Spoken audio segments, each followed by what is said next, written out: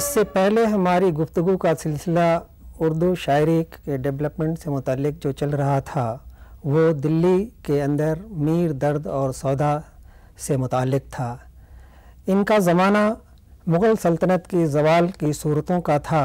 جو دن بدن وہ زوال کی صورت پہ جا رہی تھی،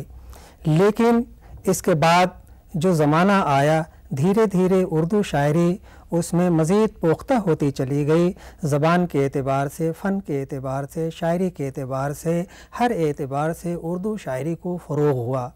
لیکن یہ زمانہ جو تھا جسے بعد میں چل کر ہم عہد غالب کے نام سے یاد کرتے ہیں، کچھ ان صورتوں میں ایسا تھا کہ مغل سلطنت زوال کی صورت تو جا رہی تھی، لیکن اس میں کچھ ایسے اہل کمال دلی کے اندر موجود تھے جن کی محفلیں، جن کی صحبتیں ہمیں شاہجہانی دور کی اور اکبری دور کی یاد دلاتی تھی۔ ان میں وہ شخصیتیں جو شاعری کے اعتبار سے تاریخ میں اپنا اہم مقام رکھتی ہیں، شاہ نصیر، شیخ ابراہیم ذوق، حکیم مومن خاں مومن، بہادر شاہ ظفر، نواب مصطفیٰ خاں شیفتہ اور مرزا غالب جیسی اہم شخصیتیں موجود تھیں۔ لیکن جس عہد کی ہم بات کر رہے ہیں، ان کے یہاں شاعری کے اعتبار سے جو ان کے شاعری میں در آئی وہ خارج اور داخل کی صورتوں میں موجود تھی۔ یہاں اسی دور میں شاہ ولی اللہ تحریک بھی چل رہی تھی جو حریت اور آزادی کے جذبے کو فروغ دے رہی تھی۔ ایک طرف ان کی صحبتوں سے ہمارے یہاں جو تصوف کی صورت، غزل کی صورت میں ابھر کر آئی، جس سے ہماری شاعری کا ایک وافر حصہ اس کی طرف ملتا ہے، جہاں شاعری کا ایک عروج ہمیں ملتا ہے۔ اسی کے ساتھ ساتھ ان حضرات نے شاعری کو جو مختلف جہات سے گزارا وہ ہمیں آج بھی ان صورتوں کے اوپر یا اس نقش قدم کے اوپر چل کر ہماری شاعری پروان چڑھ رہی ہے۔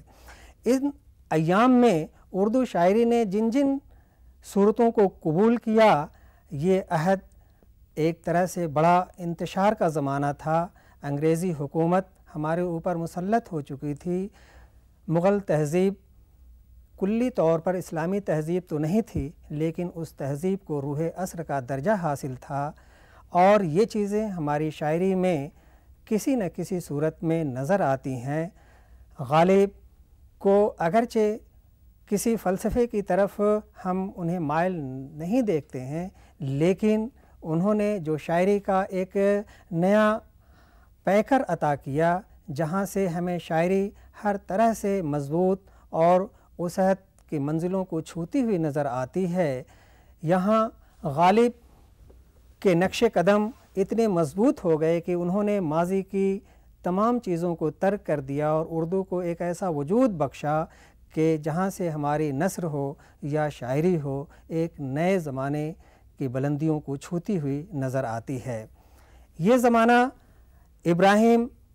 شیخ ابراہیم ذوق کا بھی ہے، جنہوں نے دلی کے گلی کوچے میں اردو قصیدہ کو یا غزل کو اس صورتوں میں ایک نیا آسمان دیا کہ انہیں خاقانی ہند کے لقب سے بھی پکارا جانے لگا۔ شاہ نصیر ایسے شخص تھے جن کی استاذی کا پرچم سب لوگوں نے قبول کیا۔ نواب مصطفیٰ خاں شیفتہ ہوں یا مومن ہوں یا بہادر شاہ ظفر ہوں، ان کے یہاں جو ہم ایک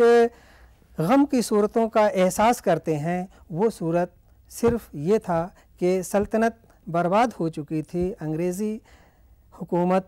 غالب آ چکی تھی، اور اس کشمکش میں شاعری ہماری دو رخ پہ بٹی ہوئی تھی، جہاں پر شعراء نے اپنے طور پر یا شاہ ولی اللہ تحریک کی وجہ سے حریت کے جذبے کو لے کر شاعری میں ایک نیا جوش اور ولولہ نظر آتا ہے، اسی کے ساتھ ساتھ ہماری شاعری میں ایک طرح سے غم کی چادر بھی چھائی ہوئی ہے، جس کا ذکر ہمیں میر کے یہاں ملتا ہے۔ ہم میر کے بارے میں بات کر چکے ہیں، یا ان شعراء کے یہاں بھی جو صورتیں نظر آتی ہیں، لیکن غالب کے یہاں یہ اثر نہیں۔ انہوں نے زندگی سے ایک نئی زندگی کا جینے کا ہنر بھی دیا۔ یہ ساری صورتیں ہماری شاعری میں موجود ہیں، لیکن اسی کے ساتھ ساتھ جو داخلی اور خارجی طور پر جو ہمارے یہاں شاعری میں موجود تھیں،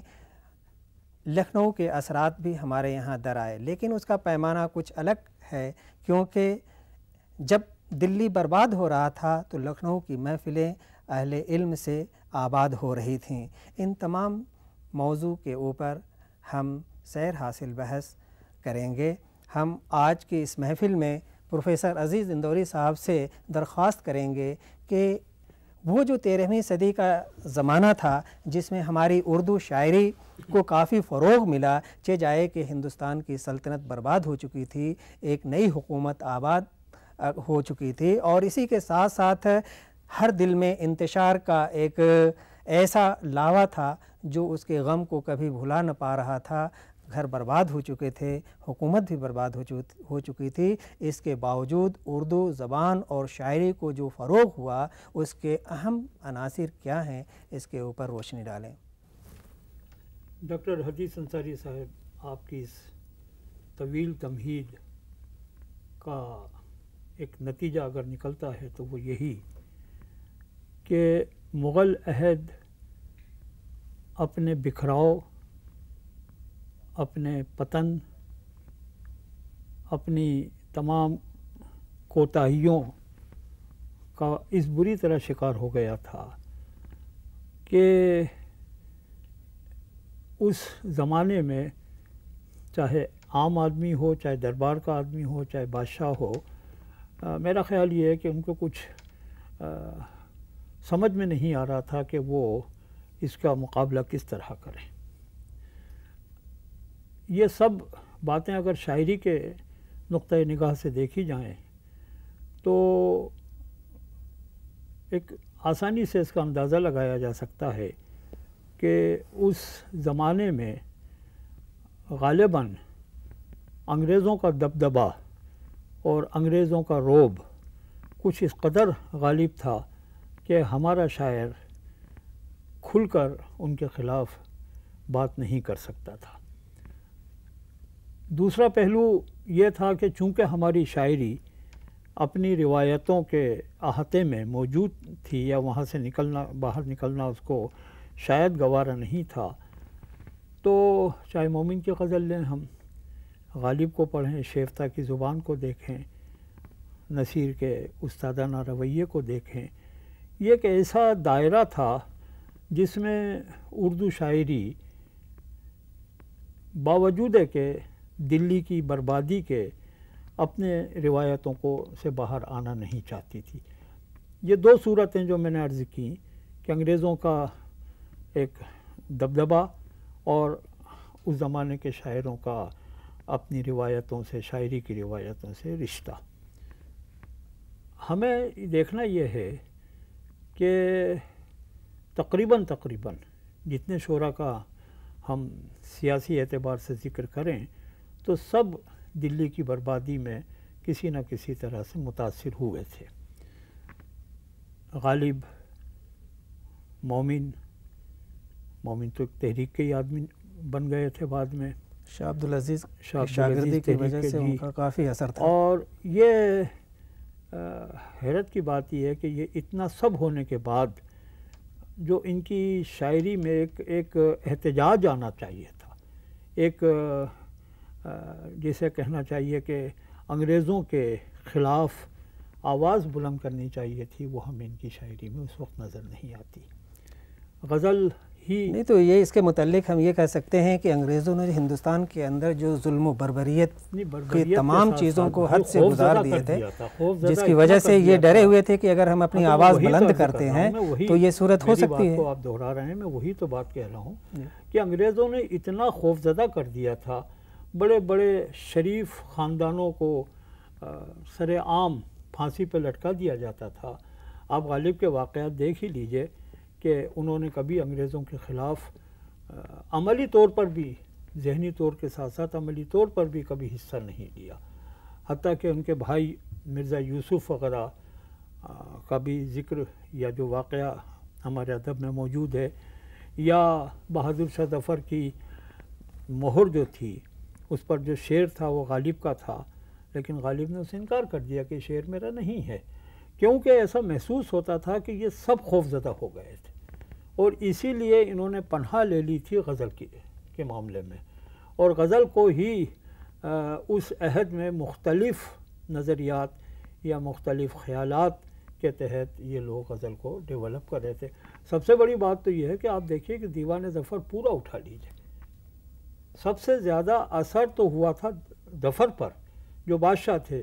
جنہیں بیڑیاں پہنا دی گئیں، جنہیں ہتھکڑیاں ڈال دی گئیں، جن کے جوان شہزادوں کو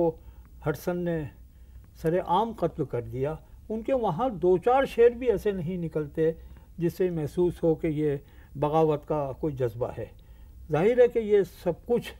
انگریزوں کی حکمت عملی کے تحت ہی سب ہو رہا تھا۔ یہاں ایک سوال ہے سر کہ کچھ لوگوں کا خیال یہ ہے کہ اصلاح دیا کرتے تھے ظفر صاحب کی، بہادر شاہ ظفر کی غزل کے اوپر ذوق، ان سے پہلے تو نصیر تھے، اس کے بعد ذوق ہوئے۔ جی، کچھ لوگوں کا اعتراض یہ ہے کہ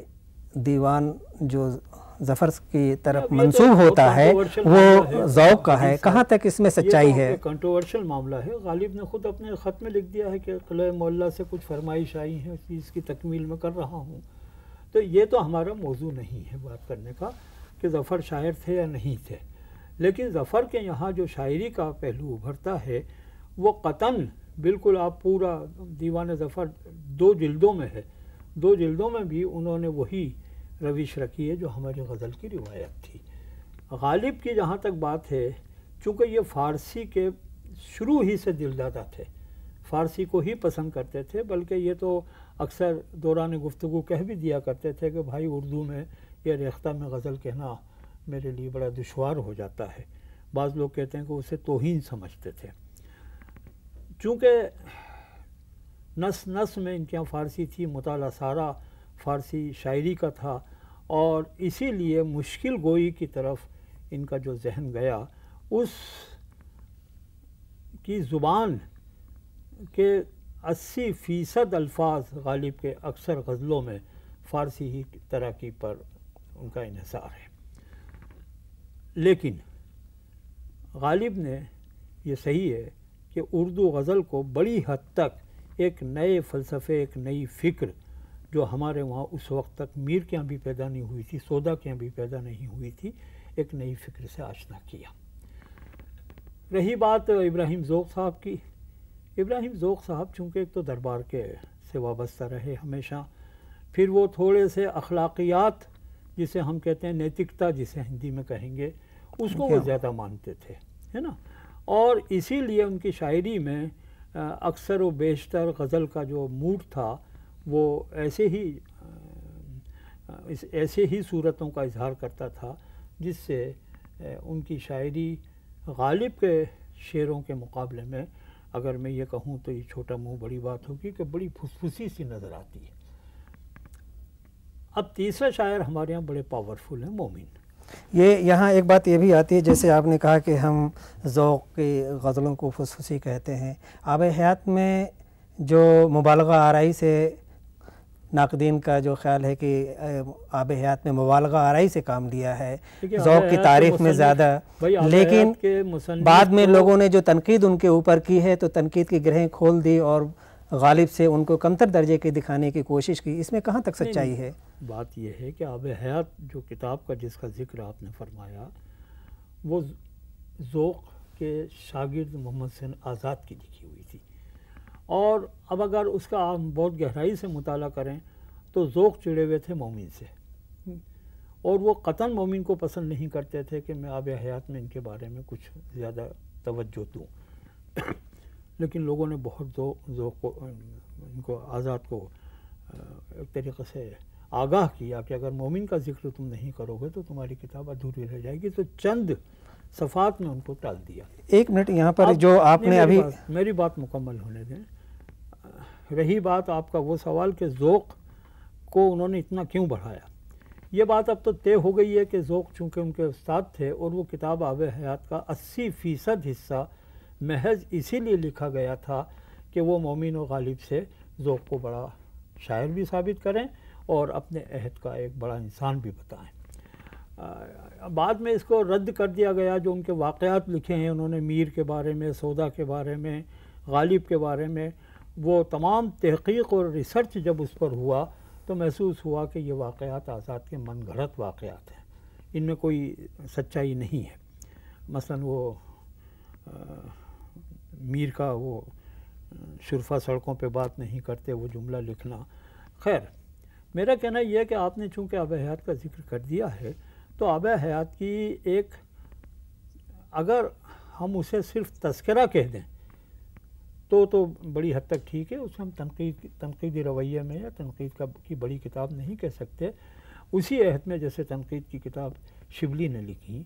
جیسے حالی نے لکھی، آزاد وہاں پر کمزور نظر آتے ہیں۔ مومن کی جہاں تک بات ہے، دیکھیے پہلا شاعر ہے یہ مومن اردو غزل کا جو اردو کی ایک روایت کو توڑتا ہوا نظر آتا ہے۔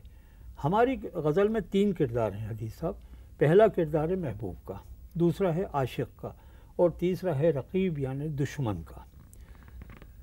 اور اس روایت کی پاسداری میں چاہے میر کو لے لیجئے، سودا کو لے لیجئے، ولی کو لے لیجئے، ایک طریقے سے عاشقی کے آداب کے تحت جو شاعر اپنے آپ کو جب عاشق بنا کر پیش کرتا ہے تو وہ محبوب کے ہر ظلم و ستم پر خاموش ہو جاتا ہے، اس پر کبھی اعتراض نہیں کرتا، اسے کسی صورت سے بھی رد نہیں کرتا۔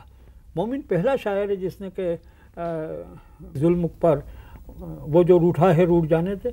بدھ کسی کا خدا نہیں ہوتا، یہ لہجہ اردو غزل کو پہلی بار دیا گیا۔ یا ہم خاک میں ملے تو ملے لیکن ایسا پہر اس شوق کو بھی راہ پہ لانا ضرور تھا، یہ میر کے وہاں سے آیا یہ تصور۔ اس کو ڈیولپ کرنے کا اعزاز مومن کو نصیب ہوا۔ یہ پہلے شاعر ہیں جنہوں نے ایک جسے ہمارے ناقدین نے ایک جملے میں ادا کیا ہے کہ ان کے وہاں مکر شاعرانہ بہت ہے۔ وہ دوست سے ایسے فریب دوست کو دیتے ہیں کہ دوست جھنڈلا کر مومن کے اپنے ظلم کو چھوڑ کر مومن پر کرم اور مہربانی کرنے لگتا ہے۔ یہ غزل کے لیے ایک بہت مبارک قدم تھا جو بعد میں ہمارے یہاں کہ جو ہم بات کریں گے جب ان شعراء پر جب کریں گے تو اس میں محبوب کو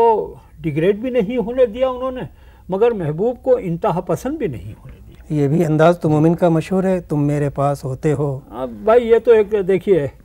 یہ مومن کا اگر اس روش کو جو ان کے وہاں کم سے کم پائی گئی تصوف کے تحت اس شعر کو ہم لیں تو یہ اردو کا بڑا شعر ہے، اس میں کوئی دو رائے نہیں ہو۔ اور غالب جیسا سخن فہم مجبور ہو گیا یہ کہنے پر کہ یہ شعر مجھے دے دو اور میرا پورا دیوان لے لو۔ آپ دیکھیے کہ مومن کی تقلید بعد میں کس کس طریقے سے ہوئی ہے۔ تم میرے پاس ہوتے ہو گویا جب کوئی دوسرا نہیں ہوتا، مومن ہے، محبوب ہے یعنی خدا ہے، تیسرا کوئی نہیں ہوگا۔ لیکن اسی کو اگر ہم تقلید یا فالو کرنے کا نام دے سکیں تو جگر کے ایک شعر ملتا ہے ہمیں کہ آ جاؤ کہ اب خلوت غم ہے، اب دل کے دھڑکنے کی بھی آواز نہیں ہے۔ راحت کے یہاں بھی تو اس طرح کا شعر ہے۔ راحت کی بات میں ابھی یوں نہیں کر رہا ہوں کہ یہ ڈیولپمنٹ رفتہ رفتہ ہوا ہے نا۔ جاں نثار اختر نے اس کو اور بھی آگے بڑھایا کہ وہ جب بھی بات کرے تو برا لگے ہے مجھے، میں جب بھی اس کے خیالوں میں کھوسا جاتا ہوں، وہ جب بھی بات کرے تو برا لگے ہے مجھے۔ یہ محبوب کو بھی تیسرا شخص بتا دینا، تم میرے پاس ہوتے ہو گویا جب کوئی دوسرا نہیں ہوتا، وہیں سے آیا۔ راحت کے بھی آپ غالباً وہ شعر کہہ رہے ہیں خلل اس کی یاد آئی ہے سانسوں ذرا آہستہ چلو، دھڑکنوں سے بھی عبادت میں خلل پڑتا ہے۔ تو یہ سارا کا سارا مومن کا ایک لیڈنگ رول تھا اردو غزل کو آسان بھی بنایا انہوں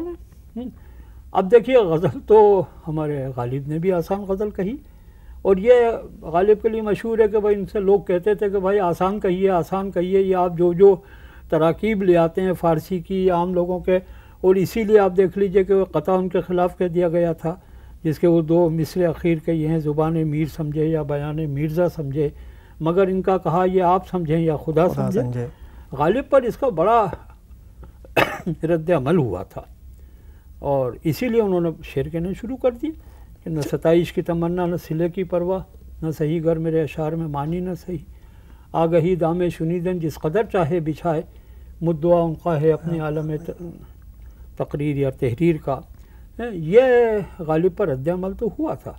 لیکن جب غالب نے محسوس کیا کہ بھائی سہل پسندی زیادہ مقبول ہو رہی ہے دلی کی کے عوام میں، تو پھر ابن مریم ہوا کرے کوئی، میرے دکھ کی دوا کرے کوئی. اور یہاں آ کر غالب نے دیکھیے عام اپنے فارسی کی غزلوں کے فلسفے سے ہٹ کر بہت بڑی گہری سوچ اردو والوں کو دی. دیکھیے ان کے 2 شعر ان کی فکر کے میں آپ کے سامنے پیش کرنا چاہوں گا کہ دل ناداں تجھے ہوا کیا ہے، آخر اس درد کی دوا کیا ہے. نہیں، وہ ایک شعر تو ان کا یہ ہے نا کہ اشوا و غمزہ و ادا کیا ہے، یہ پری چہرہ لوگ کیسے ہیں، اشوا و غمزہ و ادا کیا ہے. سوچتا تھا غالب کہ بھائی یہ جو کچھ اللہ تعالیٰ نے دنیا میں خوبصورت چہرے دے دیے ہیں یہ کیا ہیں. یہ دیکھیے سوچ ہمارے یہاں پہلی بار آئی ہے. ابر کیا چیز ہے، ہوا کیا ہے. ایک سائنٹیفک نقطۂ نگاہ سے وہ سوچتا تھا کہ یہ ابر کہاں جا رہے ہیں، ہوا کیوں چل رہی ہے، یہ ہوا کیا. بعد میں ہمارے یہاں فارمولا سے سائنٹیفک فارمولاز کو استعمال کرتے ہوئے ان کو انالیسس کر دیا، ان کے نام رکھ دیے گئے کہ ہوا میں یہ اجزاء ہیں اور ابر ایسی اس شکل کو کہتے ہیں. تو غالب کے وہاں اپنے وقت سے پہلے کا تصور، بات کا تصور بھی ان کے وہاں بہت تیزی سے ابھرنے لگا تھا. اور میں سمجھتا ہوں کہ یہ غالب کی بڑی دین ہے، اور مومن کی خصوصاً، کہ ایک طرف مومن نے اردو شاعری کو محبوبیت کے، اور محبوبیت میں بھی دیکھیے حدیث صاحب ہماری شاعری کا بڑا حصہ جو تھا وہ ایک خیالی محبوب پر ٹک گیا تھا. خصوصاً لکھنؤ کی شاعری جو تھی وہ خیالی محبوب تھا. اور کیسے کیسے اس میں کرشمے وہ دکھاتے تھے کہ اللہ رے نازکی کے چنبیلی کا ایک پھول سر پر جو رکھ دیا تو کمر تک لچک گئی. ایسا محبوب کہاں مل سکتا ہے جو ایک چمیلی کے پھول سے اس کی کمر لچک جائے. یہاں ایک سوال یہ ہے کہ غالب کے طرف اس عہد کو منسوب کرنا کہ غالب نے اس عہد میں اردو شاعری کو وہ کچھ دے دیا جو آنے والی صدیاں بھی اس کے نقش قدم پہ چل رہی ہیں، کس حد تک اس میں سچائی ہے؟ نہیں، یقیناً میں نے 2 نام جو لیے اور دونوں کا انالیسس کیا، ان کا تجزیہ کیا. غالب کی فکر اور مومن کی وہ سوچ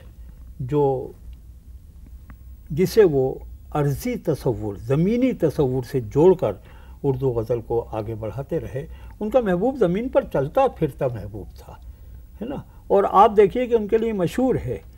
ان کے دیوان پر جو تشریحات اس کی لکھی گئی ہیں ضیاء صاحب وغیرہ نے. آپ دیکھ لیجئے انہوں نے صاف صاف اشارے پا لیے ہیں کہ جہاں مومن صاحب کا ذکر کرتے ہیں وہ ان کا محبوب ہے. اور پھر ایک بات اور ہے، یہ بھی طے شدہ ہے کہ مومن معاشقے میں بہت آگے تھے، اور کافی ان کے بارے میں تو بھائی اب میں یہ ٹی وی پہ کیا کیا باتیں بیان کروں. لیکن یہ بھی مشہور ہے کہ چونکہ بڑے حکیم تھے، اور یہ کہا جاتا ہے، اب یہ مصدقہ ہے یا نہیں یہ واللہ علم بالصواب، اس طرح کی صورتیں تو تقریباً ہر ایک کے ساتھ منسوب تھیں. مریضہ کی نبض دیکھتے دیکھتے اس کا ہاتھ پکڑ لیتے تھے. یہ بات ان کے لیے مشہور ہوئی ہے. اب مسئلہ یہ ہے کہ چونکہ خود بھی بہت خوبصورت آدمی تھے، اپنا شمار خوبصورت ترین لوگوں میں کرتے تھے، اسی لیے وہ محبوب سے کسی صورت سے بھی اپنے آپ کو کم مرتبہ نہیں سمجھتے تھے. یہ رویہ، یہ رویش ہماری غزل پر میں بعد میں نظر آئی. میں نے آپ سے عرض کیا نا کہ غالب کی فکر، مومن کی یہ بے باکی، مومن کا عرضی تصور محبوبیت کے بارے میں، یہ ہمارے غزل کے لیے ایک ستون بنا. یہ بالکل صحیح ہے کہ ان دونوں شعراء کے درمیان خلا ہے جو حالی محمد حسین آزاد اور شبلی وغیرہ کا نے اپنے عہد کو پہچان لیا تھا، اور وہ غزل کو تھوڑا سا معطوب تو نہیں کہا جا سکتا کہ اس کو ختم کر دینا چاہتے ہوں، لیکن یہ صحیح ہے کہ غزل ایک مدت تک ہمارے ادب کا سے تھوڑی سی دور ہو گئی تھی، اور وہ کب واپس آئی میرا خیال ہے کہ ہم اس پر اگلی نشست میں گفتگو. غالب کا عہد جسے ہم منسوب کرتے ہیں، جس میں شاہ نصیر سے لے کر غالب تک کی جو غزل کی یا اردو زبان یا ادب کی ترقی پذیر ہمیں صورتیں ملتی ہیں، وہ ہماری تاریخ کا اہم جزو ہیں. اگر ہم ان کو تفصیل سے دیکھیں یا اس کا گہرا مطالعہ کریں تو اس کے لیے ہمیں ایک طویل وقت کی ضرورت پڑتی ہے. لیکن اس مختصر سی گفتگو میں ان سارے پہلوؤں پہ بات کرنا بڑا مشکل ہو جاتا ہے۔ آئندہ جب بھی ہم اس موضوع پہ گفتگو کریں گے تو غالب کے عہد کو لیتے ہوئے بعد میں اردو شاعری نے کن کن راہوں سے ہو کر آج یہاں پہنچی ہے، یا غالب کے عہد نے ہمیں کیا دیا، یا اس وقت اردو شاعری نے جو اس عہد کی منزلیں طے کی یا جو اپنے زمین و آسمان بنائے، اس سے ہمارے ادب کے اوپر کیا اثرات پڑے، گفتگو کریں گے۔ شکریہ ڈاکٹر عزیز اندوری صاحب، بہت بہت جو اس موضوع پہ آپ نے گفتگو کی۔ شکریہ۔